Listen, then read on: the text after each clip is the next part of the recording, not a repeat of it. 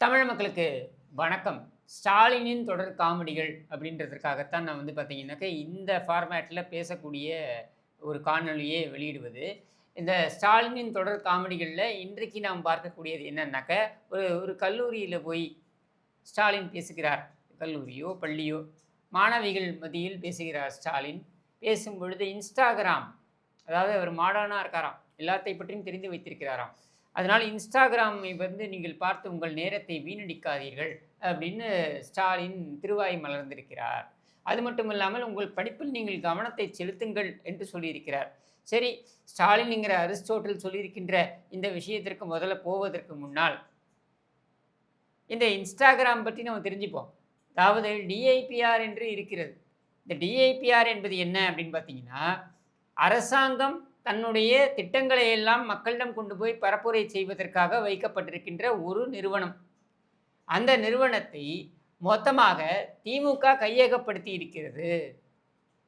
திமுக கையகப்படுத்தியதோடு அல்லாமல் மீடியாவில், அதாவது மீடியான்னு எடுத்துக்கிட்டோம்னாக்கா, இப்போ நம்ம பார்க்கக்கூடிய தந்தி டிவி, புதிய தலைமுறை, அப்புறம் நியூஸ் 7 இந்த மாதிரியான தொலைக்காட்சிகள்லாம் இருக்கு இல்லையா? இவைகளை நாம் தொலைக்காட்சிகள் என்று சொல்ல முடியாது, தொல்லைக்காட்சிகள் என்று சொல்ல வேண்டும். ஆனால் இவைகளெல்லாம் இயங்கிக் கொண்டிருக்கின்றன. இந்த தொலைக்காட்சியில் நடக்கக்கூடிய டிபேட்டுகள் என்கிற பெயரில் அனர்த்தங்கள், உண்மையில சொல்லணுன்னாக்கா பைத்தியக்கார ஹாஸ்பிட்டலில் இருக்க வேண்டிய நபர்கள் எல்லாம் கொண்டு போய் டிபேட்டில் உட்கார வச்சு ஆளுக்கு அடித்து விட்றான். ஒருத்தன் 17%ன்றான்.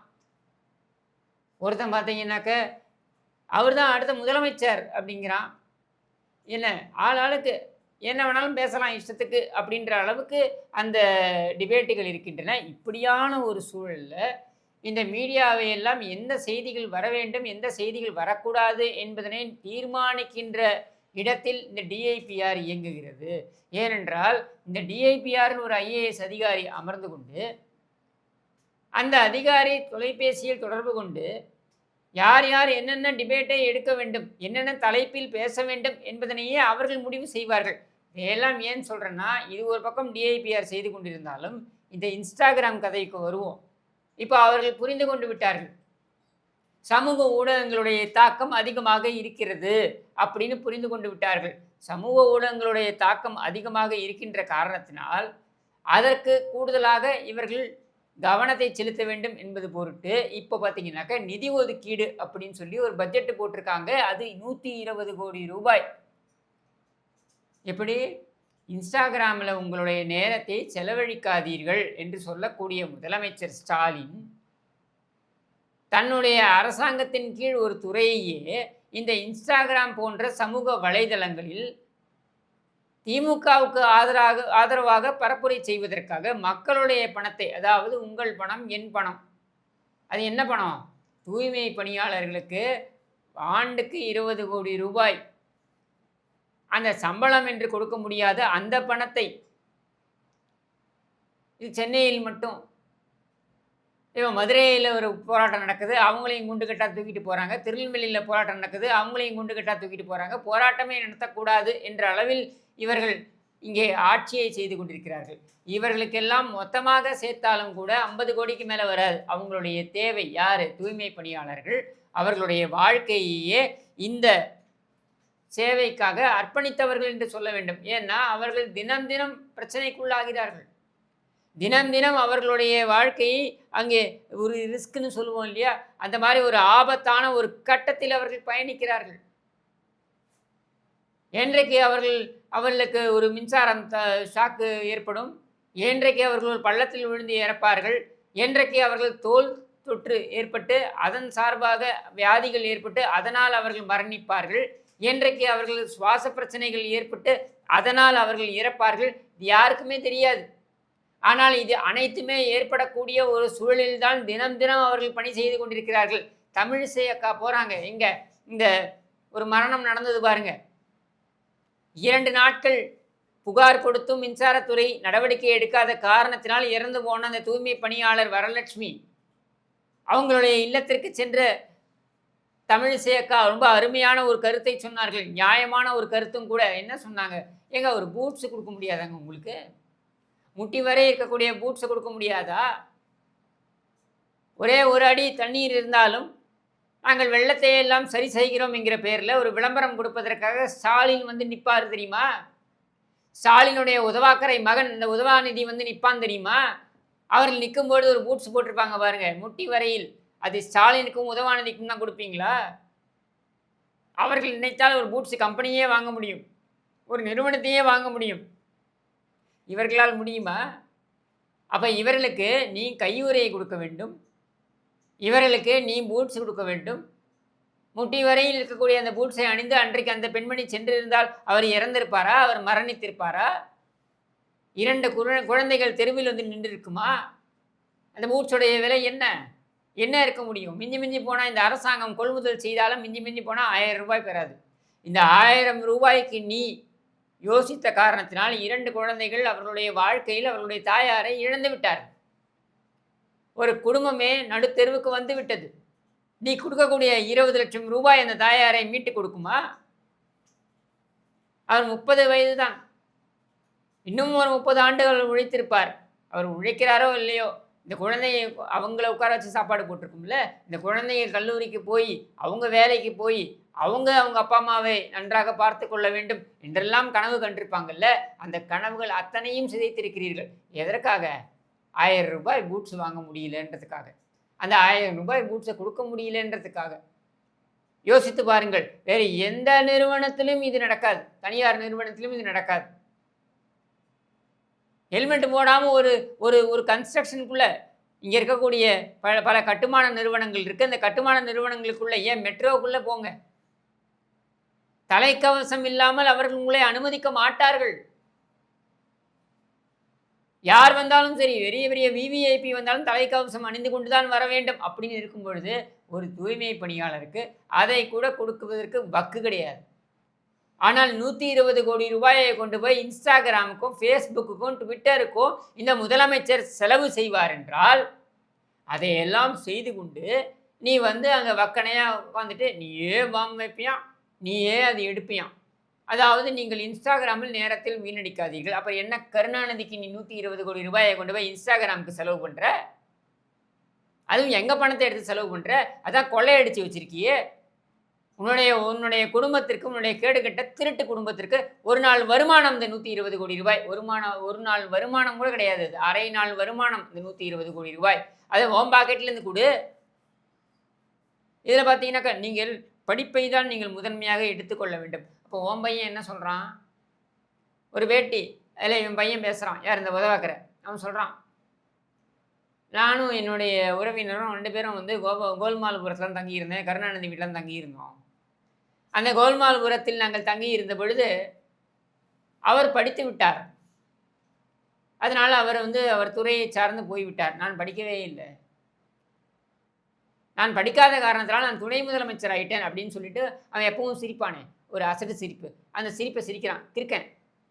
சரியா? இந்த கிறுக்கு பைய ஒரு துணை முதலமைச்சரான். இவன் என்ன சொல்ல வரான் சமுதாயத்திற்கு?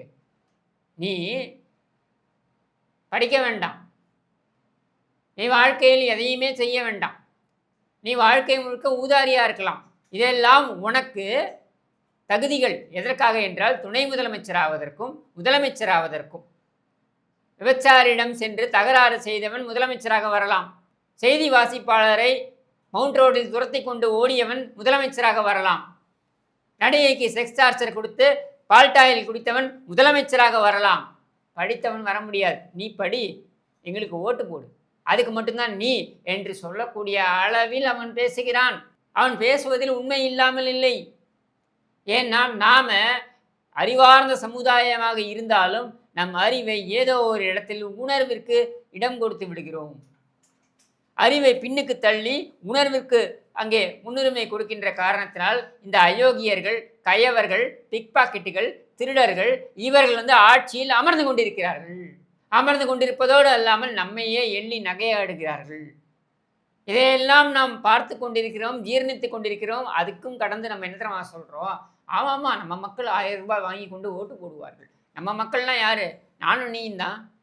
நானும் நீயும் தான் அந்த மக்கள். மக்கள்னு மற்றவங்கள சொல்லக்கூடாது. அந்த மக்களில் நானும் அங்கம், நீயும் அங்கம். அப்போது இந்த 1000 ரூபாயை பெற்றுக்கொண்டு நாம் ஓட்டு போட போகிறோமா? இந்த அயோக்கியர்களுக்கு ஓட்டு போட போகிறோமா?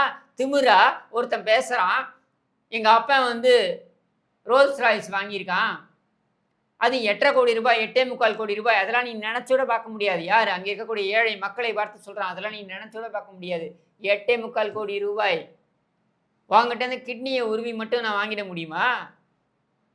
உங்ககிட்ட என்ன உன்னோட கிட்னியோட விலை என்ன மிஞ்சி மிஞ்சி போனால் 1,50,000 லட்சம் ரூபாய். எவ்வளவு கேவலமாக, எவ்வளவு எகத்தாளமாக அவன் பேசுகிறான் பாருங்க.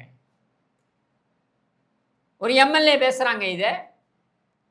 மிஞ்சி மிஞ்சி போனால் என்ன உன் கிட்னி என்ன 1,50,000 லட்சம் ரூபாய். அவனுக்கு எப்படி அந்த விலை தெரிந்தது? ஏன்னா அவன் அதை தொழிலாகவே வைத்திருக்கிறான். அதை வச்சு நான் வாங்கிட முடியுமா காரு? கிட்னி மட்டும் இல்லை, அடுத்த லிவருக்கு வருவேன், வேற ஒரு உறுப்பு இருந்தால் அதுக்கு வருவேன். இப்படி ஏதாவது ஒன்றை நான் உன்னிடமிருந்து பறித்து நாங்கள் இங்கே இருக்கோம், நாங்கள் ரோல்ஸ் ராய்ஸில் வருவோம், எங்களை யார் கேள்வி கேட்க முடியும்? யாரும் கேள்வி கேட்க முடியாது.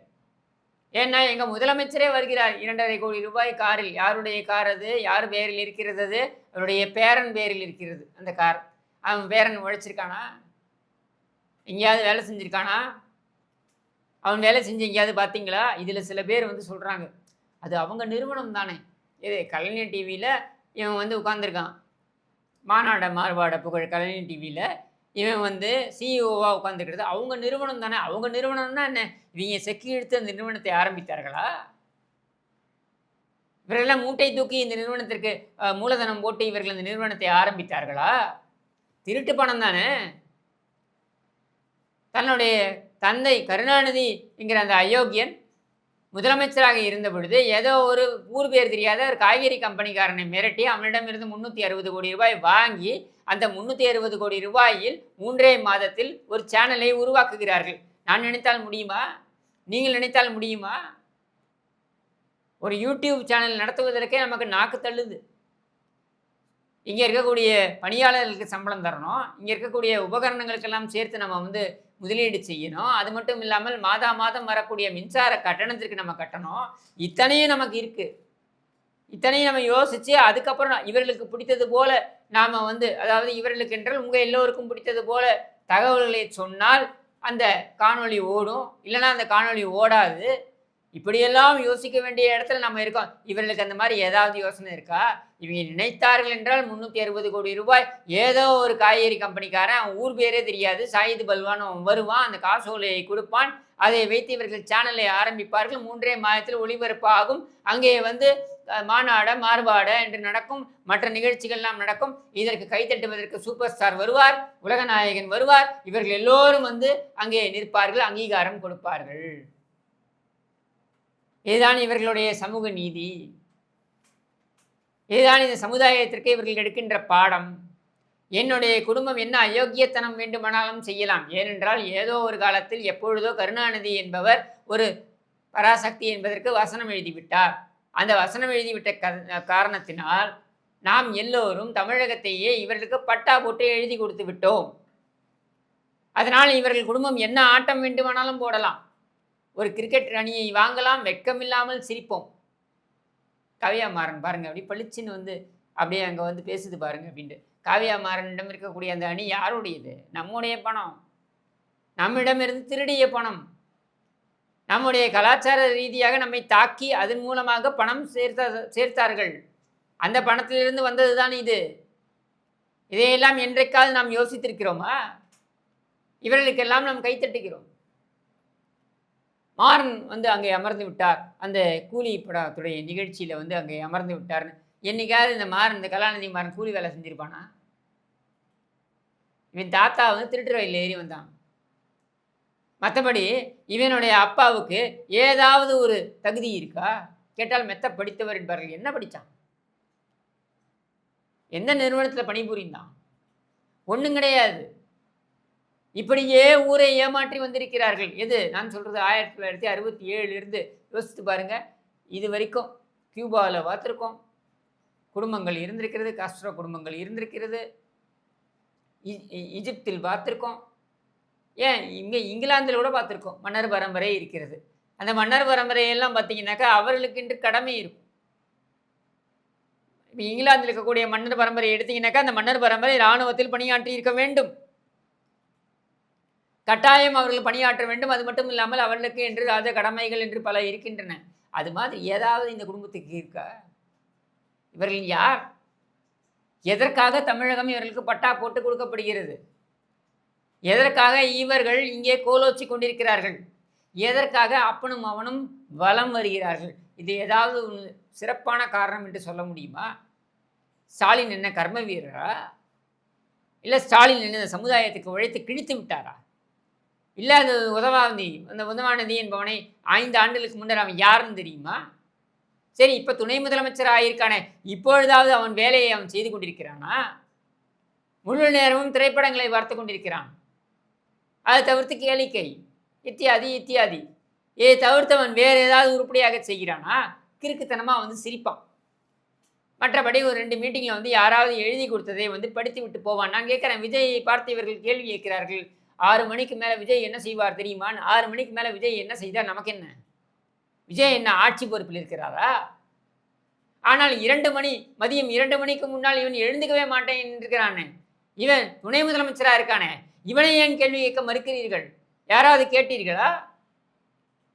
விஜயை நோக்கி அத்தனை கேள்வி கேட்கும் நீங்கள் இந்த உதவாக்கரையை நோக்கி நீங்கள் கேள்வி கேட்டீர்களா? ஏனென்றால் விஜய் எந்த பொறுப்பிலும் இல்லை. அவர் ஒரு கட்சியை ஆரம்பித்து ஒரு கட்சி தலைவராக இருக்கிறார், அவ்வளவுதான். ஆனால் இவன் இங்கே துணை முதலமைச்சர் என்று சொல்லிக்கொண்டு வலம் வருகிறான். இங்கே மக்கள் பிரதிநிதியாக இருக்கிறான். அப்ப இவனை நோக்கித்தானே கேள்வி இருக்க வேண்டும். இருந்திருக்கிறதா? இதையெல்லாம் ஏன் நீங்கள் அலசி பார்க்க வேண்டும் என்று சொல்றேன்னா, இப்ப அந்த இன்ஸ்டாகிராமுக்கு திரும்பி வருவோம்.